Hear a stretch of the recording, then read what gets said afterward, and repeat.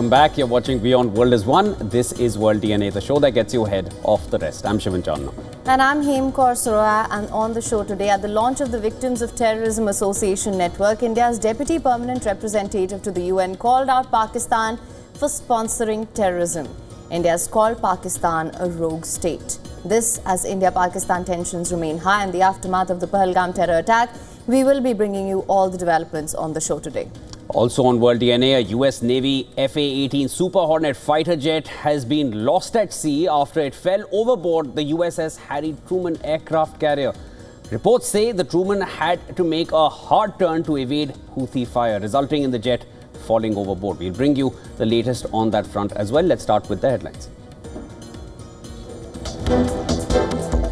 Perpetrators, organizers, financiers, and sponsors of reprehensible acts of terrorism must be held accountable and brought to justice.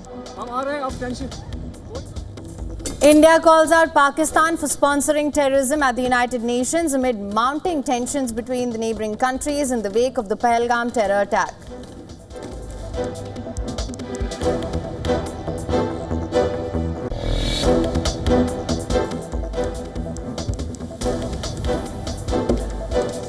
Israel's Shin Bet chief Ron Bar announces his resignation, says he would step down on the 15th of June, 6 weeks after Prime Minister Netanyahu tried to oust him.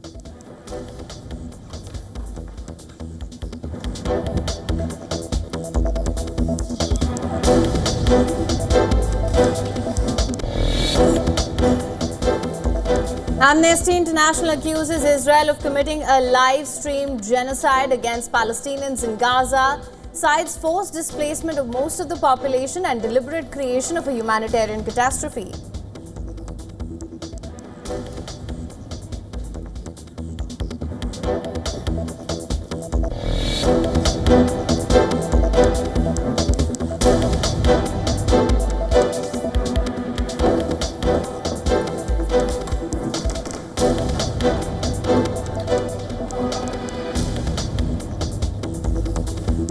US Navy, millions of dollars FA Super Hornet fighter jet falls off the USS Harry Truman aircraft carrier in the Red Sea. One sailor has been injured in the accident.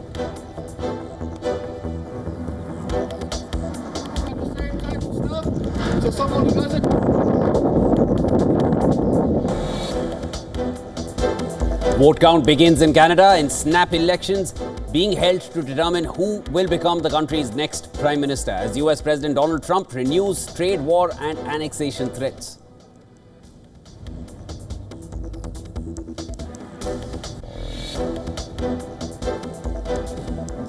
Russian President Vladimir Putin orders a unilateral 3-day truce in Ukraine to coincide with Moscow's World War II commemoration next month. His Ukrainian rival Volodymyr Zelensky slams it as an attempt at manipulation. Trump reiterates demand for permanent truce.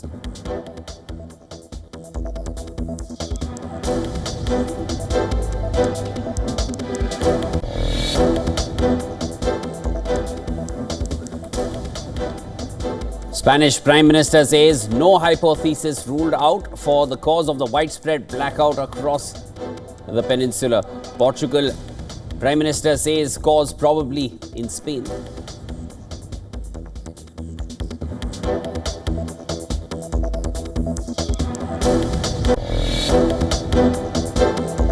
Barclays slashes its Brent crude forecast, citing weakening fundamentals and rising trade barriers. It warns of market vulnerability due to limited shock absorption and lowered non-OPEC supply estimates.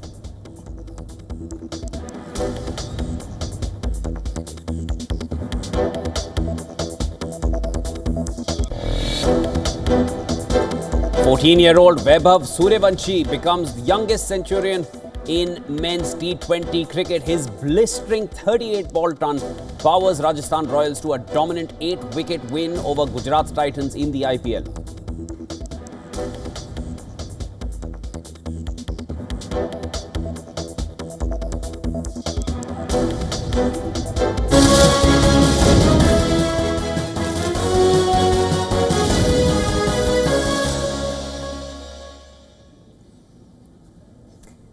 Now, Canadians have voted to decide whether to extend Prime Minister Mark Carney-led Liberal Party's decade in power or hand over control to Pierre Poilievre's Conservative Party.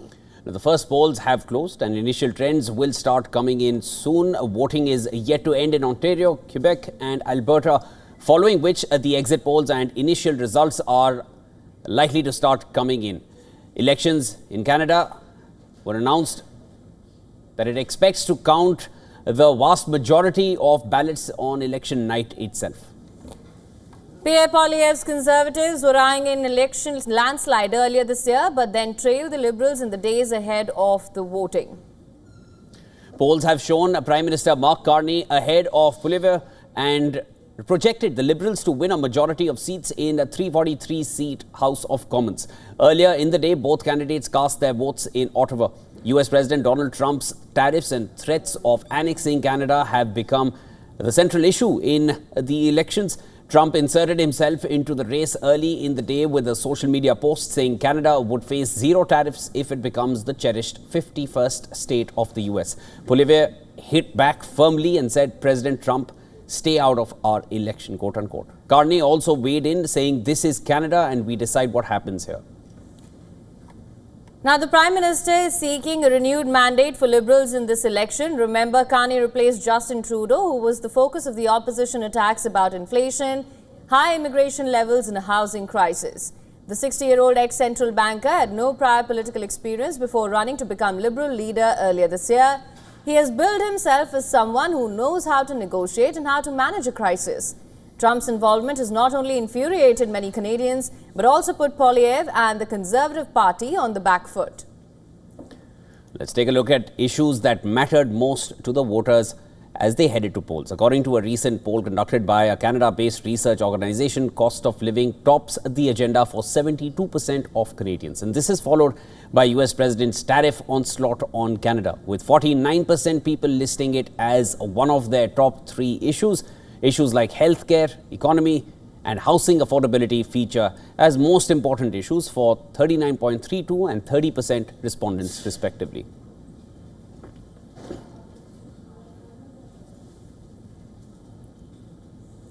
All right, for more on this, we're now being joined live by Harrison Faulkner from Toronto. He is a journalist covering the Canada elections from the ground. Thank you so much for joining us on WION World as One. Thank you for having me.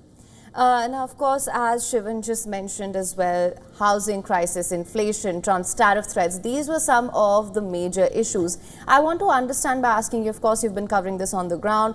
What are some of the issues that top the agenda for the voters? How has it affected voter sentiment? Well, of course, as your poll indicated, the cost of living is a significant factor in this election. But this election has been dominated by Donald Trump.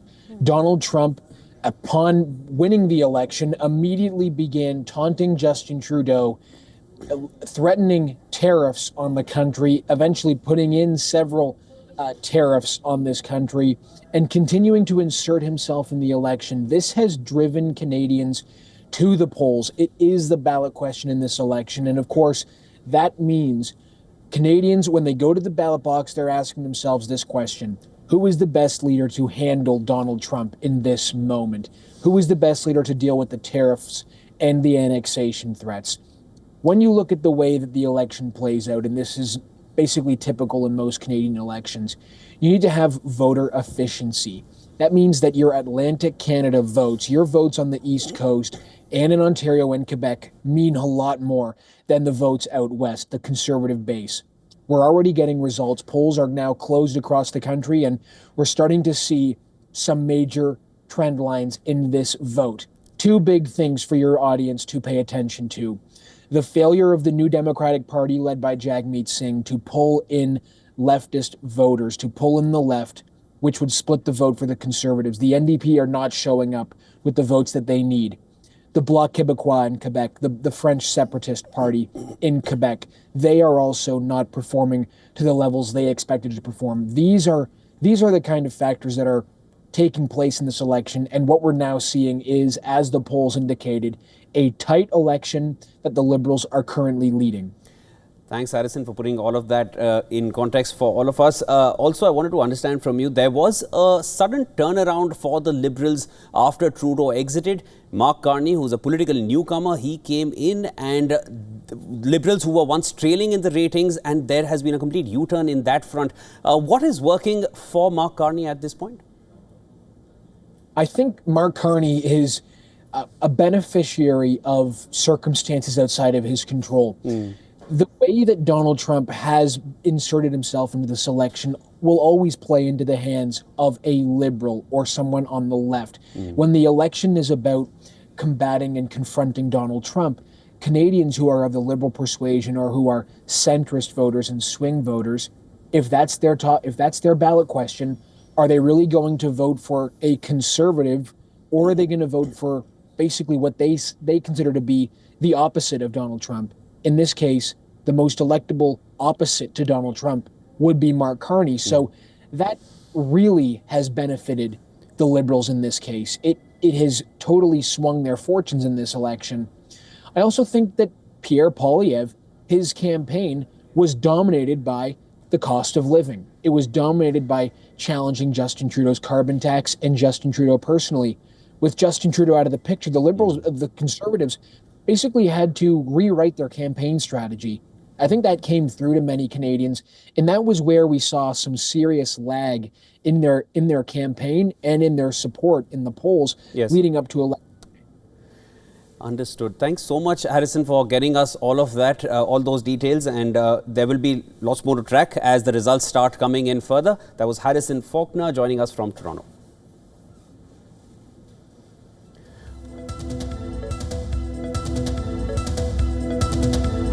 News alert coming in at this hour, viewers. Firing across the line of control last night by Pakistan. The Pakistan Army resorted to small arms firing across the LOC in areas opposite Kupwara and Baramulla districts.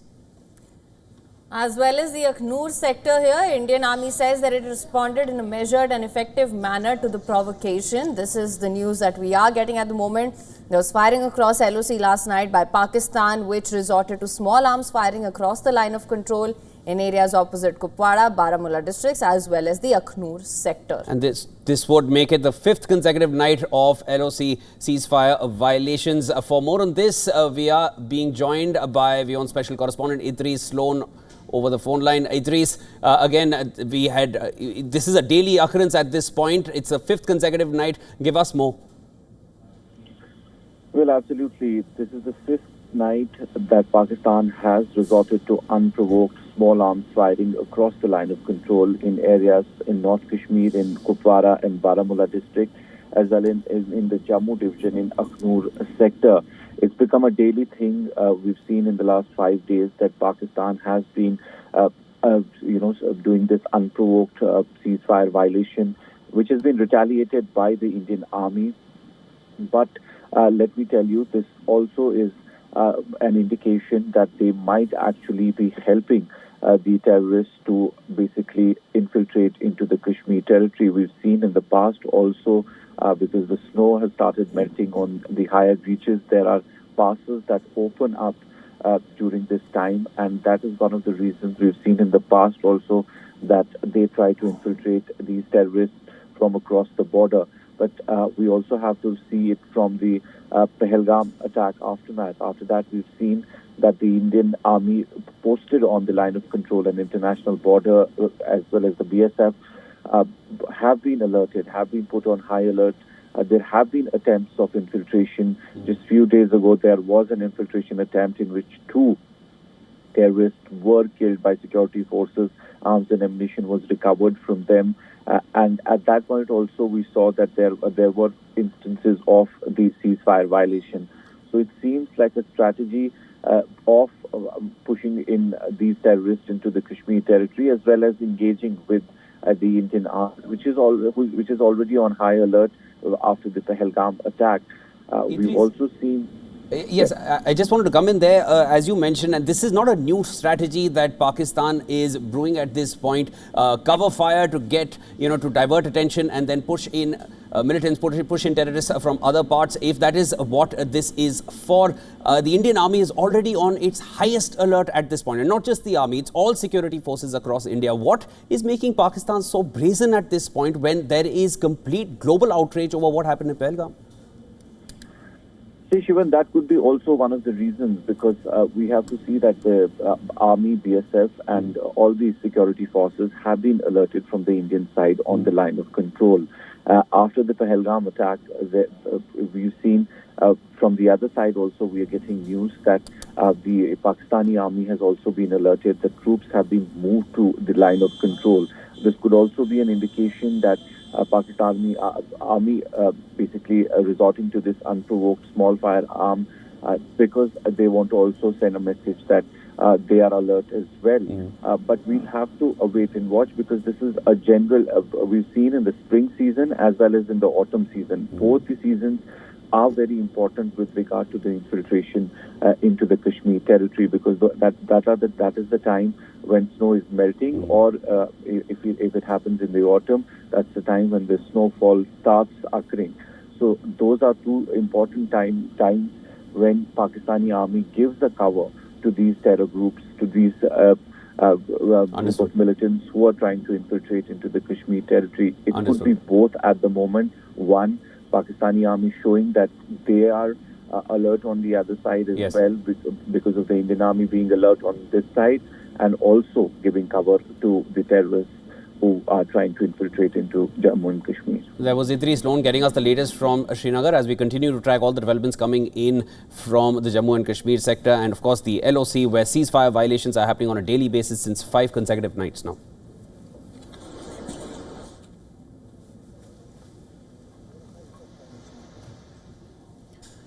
Russian President Vladimir Putin orders a unilateral 3-day truce in Ukraine to coincide with Moscow's World War II commemoration next month.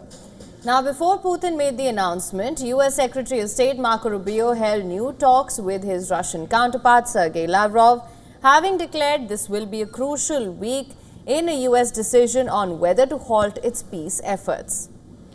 The Kremlin said that Putin had ordered a ceasefire for the 80th anniversary of Victory Day from 8th to the 10th of May, adding that all combat operations will be suspended during this period.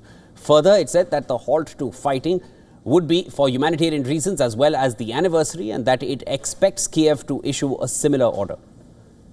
However, Ukraine has demanded an immediate ceasefire lasting at least 30 days. In his daily address to the nation, Zelensky called the 3-day ceasefire a new attempt at manipulation. The Ukrainian president asked why there was a need to wait till the 8th of May if Russia wanted peace. Meanwhile, the White House said US President Donald Trump wants a permanent ceasefire and is becoming increasingly frustrated with the leaders of Russia and Ukraine. Trump has already said that the US could abandon its peace efforts, and Rubio indicated again how US patience is wearing thin over the conflict.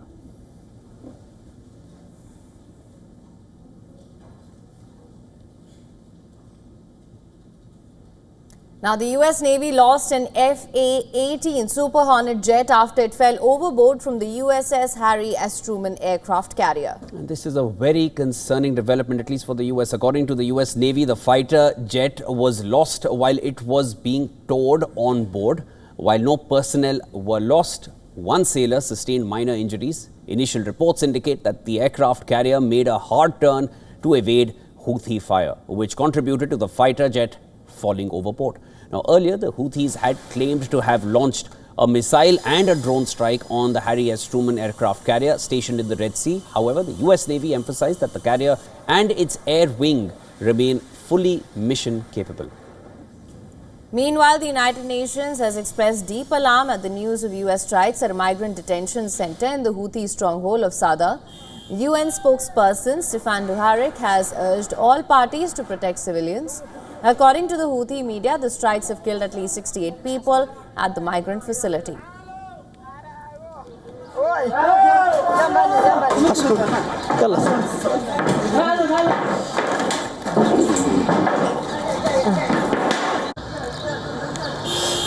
حسبنا الله ونعم الوكيل. The death toll due to the blast at Iran's Shahid Rajai port on Saturday has now risen to 65. This while over 1,200 people suffered injuries. 2 days after the explosion at Iran's strategically important port, the fire has not yet been fully extinguished. This despite a rescue team aiding in the firefighting operations. Satellite images that have surfaced show the devastation of the explosion that rocked the Shahid Rajai port. This satellite imagery and these visuals show the epicenter of the explosion near Bandar Abbas city. The intense explosion at the port was heard about 50 kilometers away as well. Meanwhile, a day after Khamenei called for investigations into the cause of this blast, Iran's interior minister said that the explosion was caused due to negligence. Detailing the cause of the blast, Iran's interior minister Iskander Momen said some culprits have been identified and summoned and that there were shortcomings, including incompliance with safety precautions and negligence in terms of passive defense. Iran's interior minister also acknowledged that the incident could have been averted had the inflammable materials been dispersed. The statement comes amid speculation over what sparked the blaze just outside of Bandar Abbas, and that resulted in other containers to explode as well, even as Iran says the explosion was due to non-compliance, as Shivan mentioned earlier. Experts have ruled out the possibility of sabotage in this fatal blast.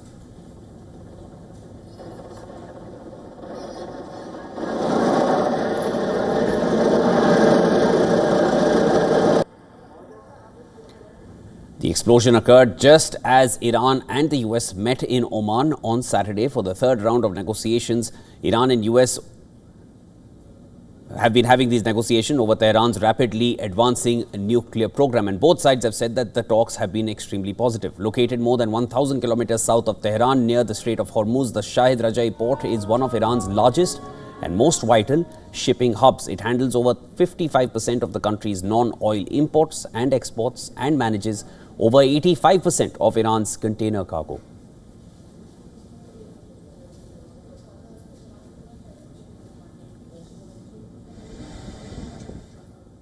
Now, the Vatican has announced that the Catholic cardinals meeting in Rome has agreed to begin the conclave to elect a successor to Pope Francis on the 7th of May. A total of 135 cardinal electors, all under the age of 80, will gather in the Sistine Chapel after a solemn mass at St. Peter's Basilica. The centuries-old tradition will unfold behind closed doors as the cardinals cast their secret ballots. The process could take several days, months, or even years. Now, the question is, how does this process work? The rituals around electing a new pope are elaborate, to say the least, and date back centuries. Following the death of Pope Francis, the Church has entered a period known as sede vacante, meaning empty seat. As custom dictates, the Pope's official ring and seal have already been broken to mark the end of his papacy. The Vatican Post Office issued a special edition stamp to mark this period as well.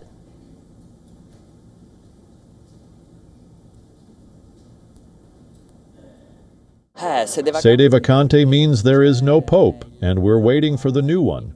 Obviously, I imagine, and I'm saying this not as an expert, because I'm not, but it's like when you go to the United Kingdom and the Queen has died and the King has taken her place, so the stamp changes and features the new King's image.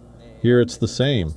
It's no longer a King Pope since 1870, but in Vatican City, yes, he is the head. Cardinals will travel to Rome from all over the world for the conclave and stay until a new pope is chosen. There are 135 cardinals who will elect the new pope. That includes 53 from Europe, 23 from Asia, 20 from North America, 18 from Africa, 17 from South Africa, and 4 from Oceania. Once the conclave begins, the cardinals will not emerge from the Vatican until a new pope has been chosen. The longest conclave lasted almost 3 years between 1268 and 1271. Several have lasted only 1 day. The one which elected Pope John Paul in 1978 lasted less than 3 days. Cardinals chose Pope Francis in about 2 days.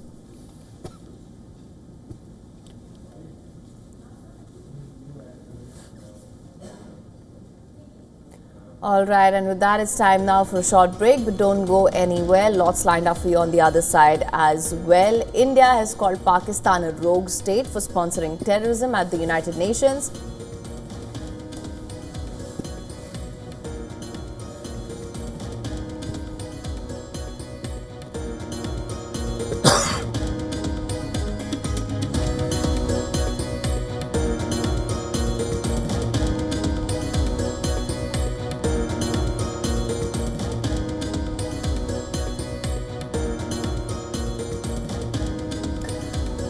Vaibhav Suryavanshi has become the youngest player ever to score a century in men's T20 cricket at just 14 years. He has rewritten T20 cricket history. We'll bring you the details after this short break. Come right back. This is World DNA.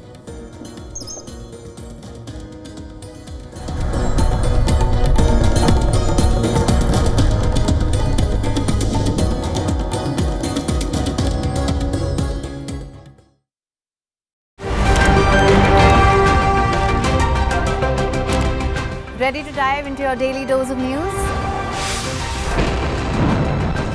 Bringing you what's trending in the West and all that's setting trends in the East. And all of this served up with a side of insightful banter. We don't just bring you the latest stories. We bring you your talking points for the day.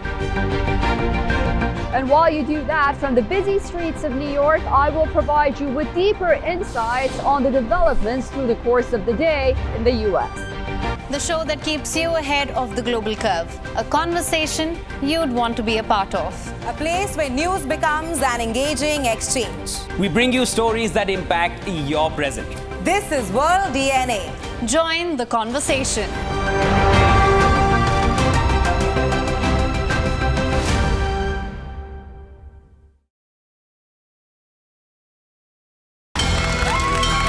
From the bustling trading floors of Wall Street to the vibrant exchanges of Asian stock markets, WION breaks it down for you to make sense of what's happening. As we reveal the key factors behind events, strategic battles, and the game-changing business decisions that shape the world. We bring you all of this and more on World Business Watch. WION Health Resort is unique, the only one of its kind.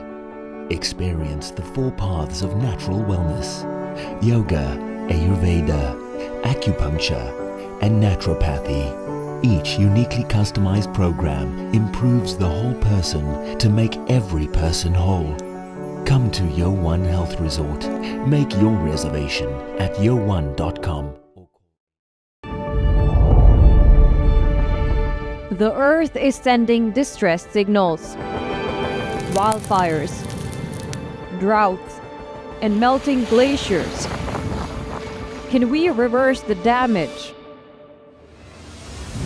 Explore the harrowing effects of climate change. It's a wake-up call. Global emergency. Climate Tracker on WION World is One. WION, India's global voice, the channel that brings you the biggest stories from across the world through India's lens. Now available in more than 190 countries worldwide. Because we believe that the world is one. Watch us in Africa, Europe, USA and Canada, South America, Asia Pacific, Middle East and North African regions. Also available on these digital platforms across the world. WION, World is One. Unlocking the future of finance. Dive into the world of tokenization with me as we yield the power of tokenization. Discover the future of ownership, where I decode, demystify tokenization for you. Empowering the tokenized revolution. Get ready to dive for an in-depth look at tokenization. Busting the myths around tokenization. Catch me on Token Money Magnet. Token Money Magnet. Token Money Magnet. Token Money Magnet. Token Money Magnet only on WION.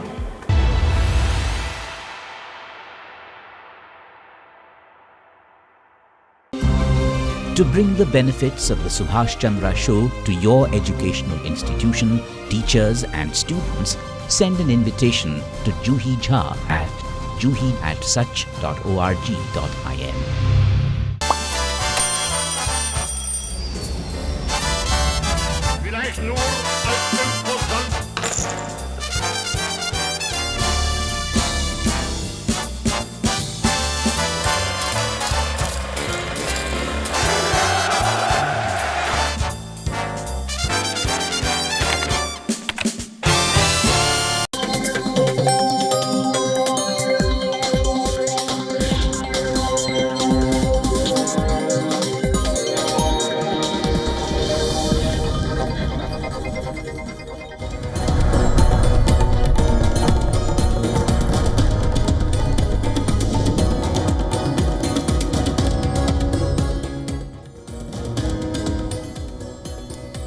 Welcome back to World DNA. Thank you so much for staying with us. Lots lined up for you on this side of the show as well. Let's get started with the headlines first.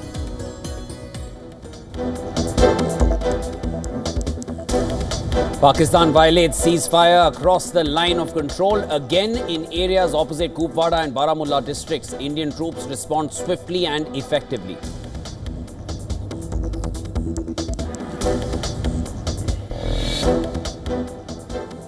Perpetrators, organizers, financiers, and sponsors of reprehensible acts of terrorism must be held accountable and brought to justice. India calls out Pakistan for sponsoring terrorism at the United Nations amid mounting tensions between the neighbouring countries in the wake of the Pahalgam terror attack.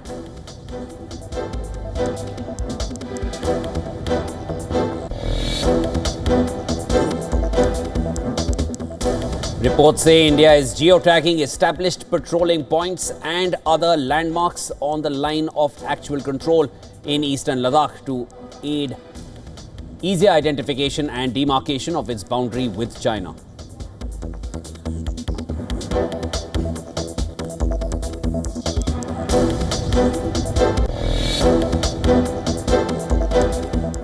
Israel's Shin Bet chief Ronan Bar announces his resignation, says he would step down on the 15th of June, 6 weeks after Prime Minister Benjamin Netanyahu tried to oust him.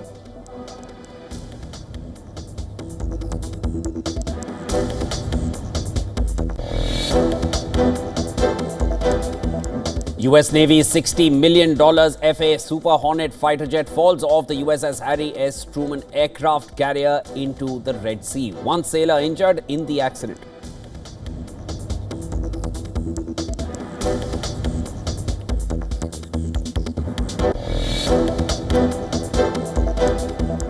Canadian Prime Minister Mark Carney's Liberals projected to form government, but unclear if they have gained a majority.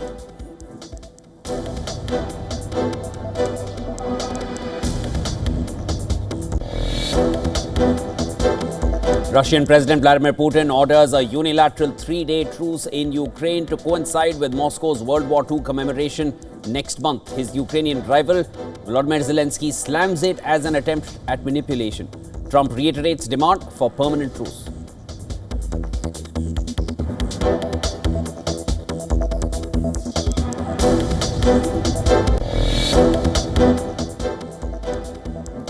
Spanish Prime Minister says no hypothesis ruled out for the cause of the widespread blackout across the Iberian Peninsula. Portugal Prime Minister says cause probably in Spain.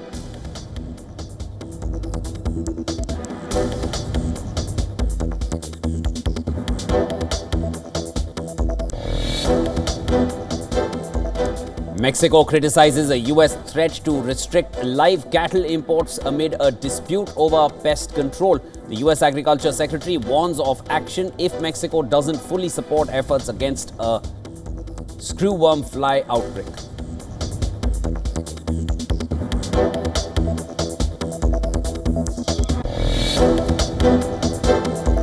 US President Donald Trump hosts Super Bowl champions the Philadelphia Eagles at the White House. Several players, including quarterback Jalen Hurts, skipped the celebration.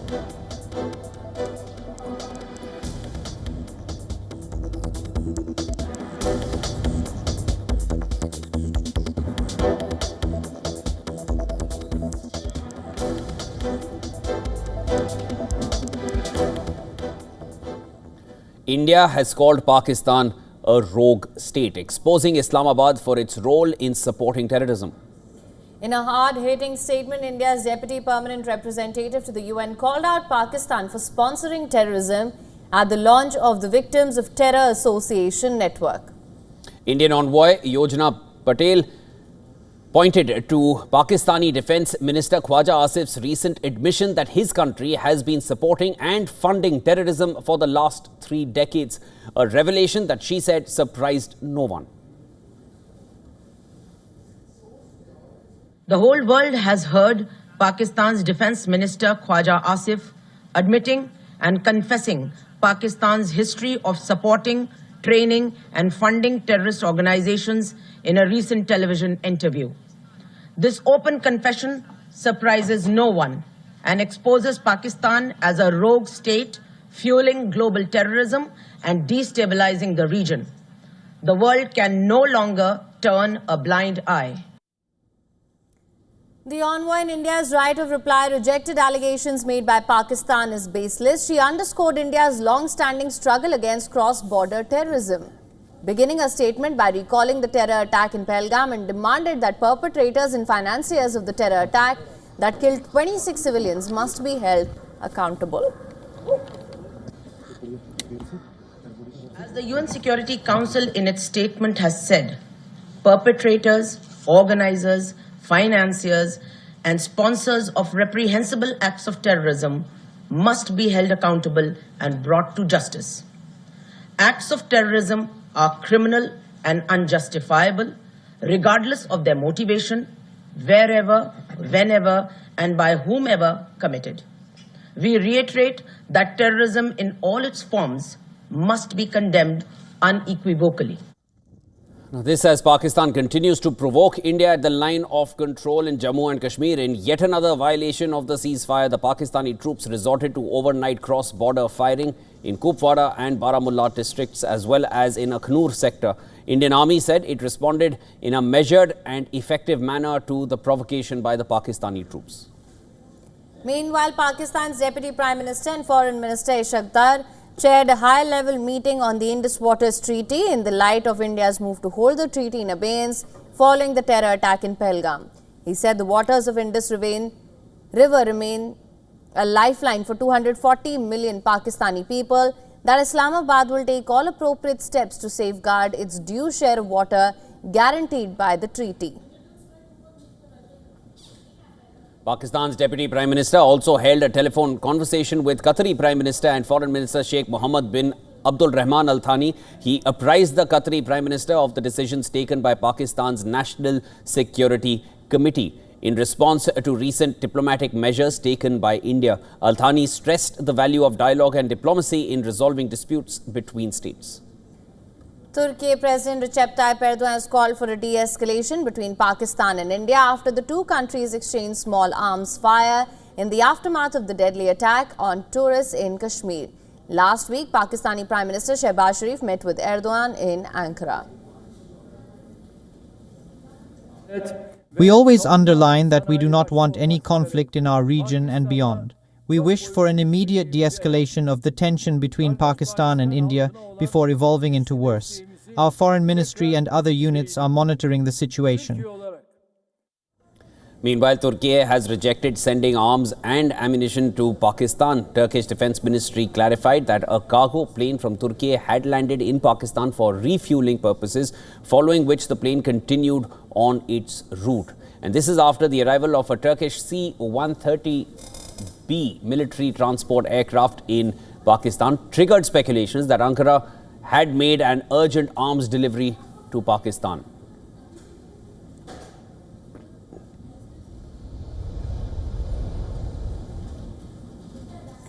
Now, after a brutal terror attack shook Kashmir's Pahalgam, India has launched a strong digital counter-offensive against Pakistan. Over 16 Pakistani YouTube channels have been banned. All the 16 channels blocked by the Indian government together accounted for over 63 million subscribers. No official statement has been released by Pakistan on the matter yet. Acting on the recommendation of the Ministry of Home Affairs, the banned platforms include major news outlets like Dawn, Sama TV, ARY News, Geo News and individual creators such as former Pakistani cricketer Shoaib Akhtar. These channels were believed to be spreading provocative, communally sensitive content along with false and misleading narratives against India, Indian Army and Indian security forces. Indian viewers who are trying to access the accounts get a message from YouTube saying that the content is currently unavailable in the country because of an order from the government related to national security or public order.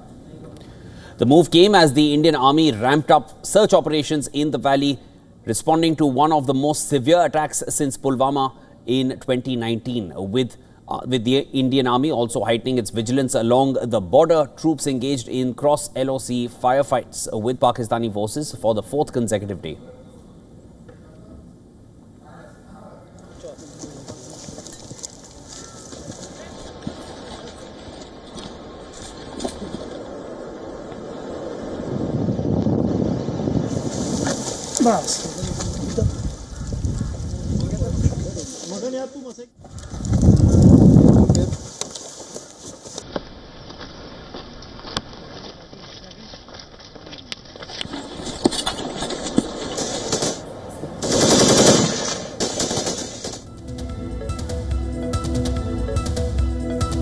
All right, also a news alert just coming in. India is considering the closure of its airspace to Pakistani carriers, a move that would force the rerouting of planes over China or Sri Lanka.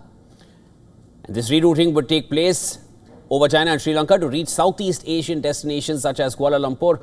According to sources, India is also contemplating a ban on Pakistani ships from calling at Indian ports. Pakistan had shut its airspace to Indian airlines following New Delhi's measures against its neighbour after the terrorist attack in Pahalgam on April 22nd that killed 26 people.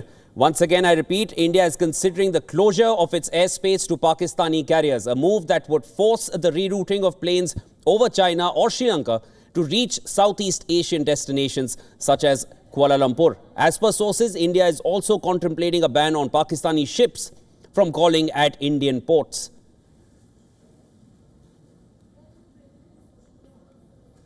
All right, for more on this, we're now being joined live by WION's Assistant Editor for Foreign Affairs, Siddhant Sibal, on the phone line. Siddhant, thank you so much for joining us. Of course, this is the news that is just coming in, that India is considering the closure of its airspace to Pakistani carriers. What can you tell us, Siddhant? Well, we are still awaiting a formal word from the Indian government, but I really won't be surprised given the fact that this could be, of course, a tit-for-tat move. The Pakistani side has already closed its airspace for Indian carriers, and that, of course, makes the duration of flight a little longer, and that means more cost as well. We have seen it having a little impact on the Indian aviation industry. But it is a loss for Pakistan itself, given the fact that India is the third largest aviation market, and Pakistan gets overflight fee, so it loses that money as well. But of course, when India announces its own decision, it will be a loss for Pakistan itself, given the fact that its industry is somewhat not in a very positive territory. And essentially, we know that today marks 1 week since the Pahalgam terror attack, and India has taken several measures.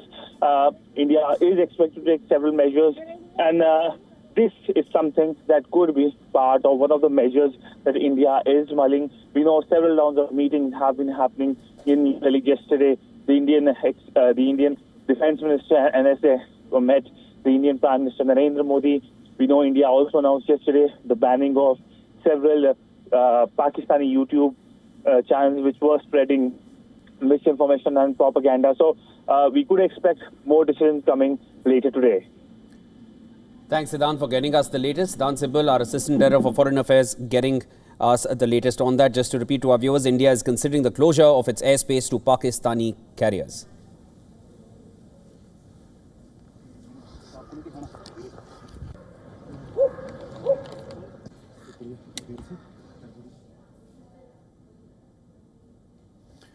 S&P Global Ratings have warned that Australia's AAA sovereign credit rating could be at risk if election campaign promises result in structurally higher deficits, debt and interest costs. Now, if election pledges are not offset by new revenue or savings, S&P says deficits could widen to between 2 to 2.5% of the GDP, levels which have not been seen since the aftermath of the global financial crisis, excluding pandemic years, of course. Despite rising fiscal concerns, Australian financial markets have remained stable. Government bond futures rose on Monday with 10-year yields still trading well below US counterparts. Credit default swaps spiked temporarily following new US tariffs but have since returned to their 12-month average. Analysts noted that Australia's low starting point on debt and deficits continues to attract international investors, though economists warn this has led to complacency. They caution that unchecked spending may result in higher borrowing costs, weaker public services and a decline in living standards unless structural revenue measures are introduced. As the 3rd of May national election approaches, both major parties have made significant spending commitments, from tax cuts to, of course, housing and health. Treasurer Jim Sharma claims Labour's budget position is better than expected thanks to consultant cuts and studies on and student visas, fee hikes as well. The Liberal National Coalition is yet to release the full list of costs as well.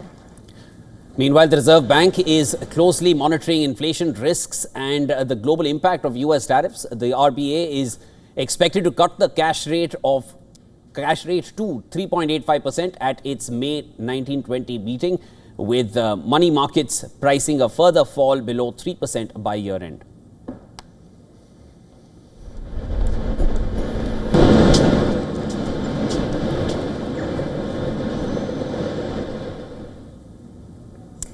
Now, restaurants are feeling the tariff heat and your wallet might be next on the chopping block. As new tariffs simmer, everything from flatware to fare is getting more expensive. Will your favorite meal soon break the bank? Take a look at this next story.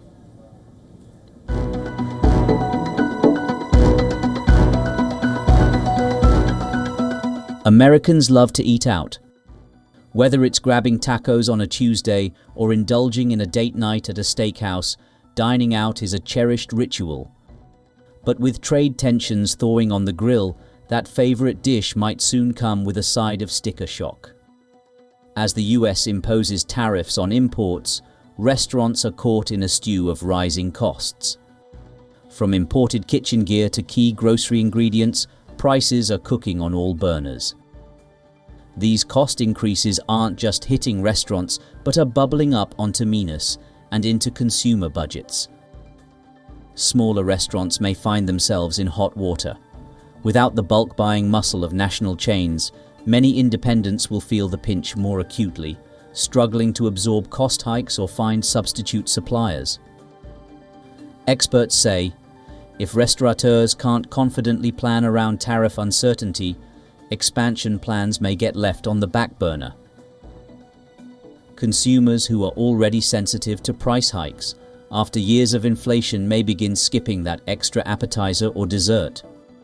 As meals out get more expensive, the shift toward value could become even more pronounced. In short, tariffs could take a bite out of both profits and portions. With uncertainty on the menu and inflation in the air, the cost of a night out might soon leave wallets emptier than the plates.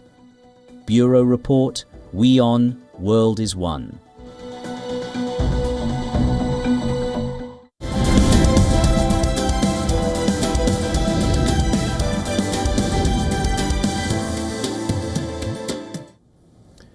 Vaibhav Suryavanshi, you need to remember that name because he's just 14 years and 32 days old and he has rewritten T20 cricket history.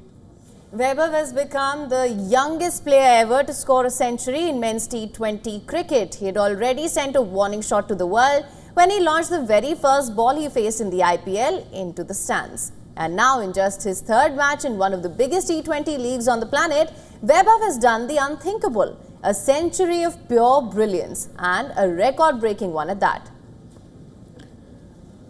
He's now the youngest to score a 50 in IPL history, breaking the record set by his teammate Rayan Parag, who was nearly 3 years older when he had set that record. And Vaibhav's 50 came off just 17 balls, the fastest in the IPL season, bettering Lucknow's Nicholas Puran by a single delivery. The 14-year-old lit up the Savai Mansingh Stadium with his explosive batting and reached 3 figures in just 35 balls. He is the second fastest player to score an IPL century. Only Universe boss Chris Gayle has a quicker turn. Vaibhav missed his record by just 5 balls, but he did become the fastest Indian centurion in IPL history. The youngest centurion ever in the IPL and the second youngest in all recorded representative cricket. His record-breaking innings helped Rajasthan beat Gujarat Titans by 8 wickets. A star is born and his name is Vaibhav Suryavanshi. What makes him special? I think for a 14-year-old kid to play like this, that definitely makes him special. And as I said earlier, we've been looking at him, or we saw him first time maybe 4 months back when he came for the trials. And from that way onwards, we always knew, all of us knew, that we found something special. And it was on us to nurture him actually and bring him to this level and And a lot of credit to him that he kept his nerves. He has a solid head on his shoulders.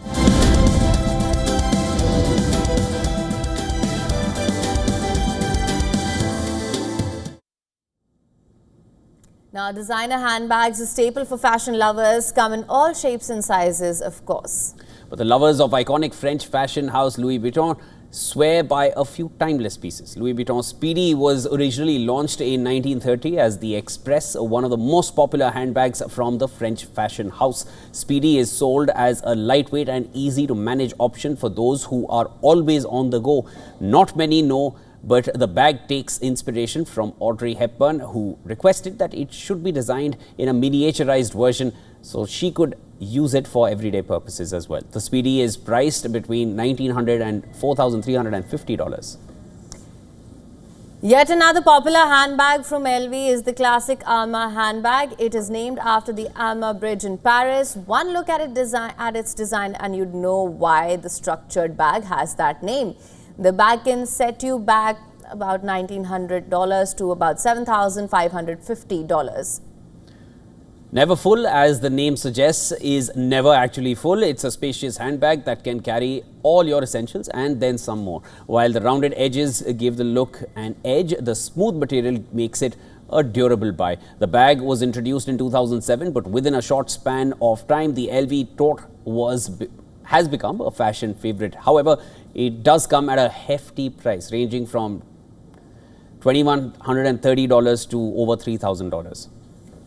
And bucket bags are all the rage, but do you know LV's?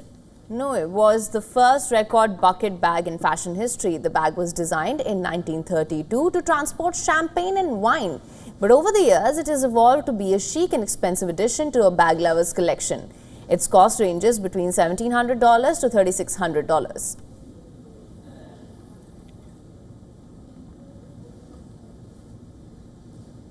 And at the ongoing Universal FanFest nights, you can visit the 1950s and back in the future, or go into the future and be on the bridge of Star Trek's Starship Enterprise. Take a look at this next report.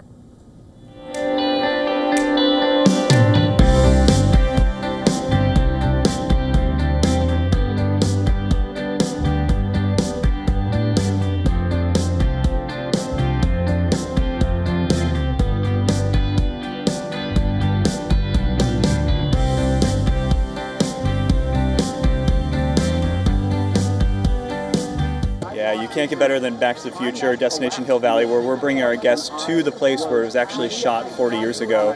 So we're putting them on trams, letting them get off and explore Courthouse, as Marty did for the first time in 1955 in the first film.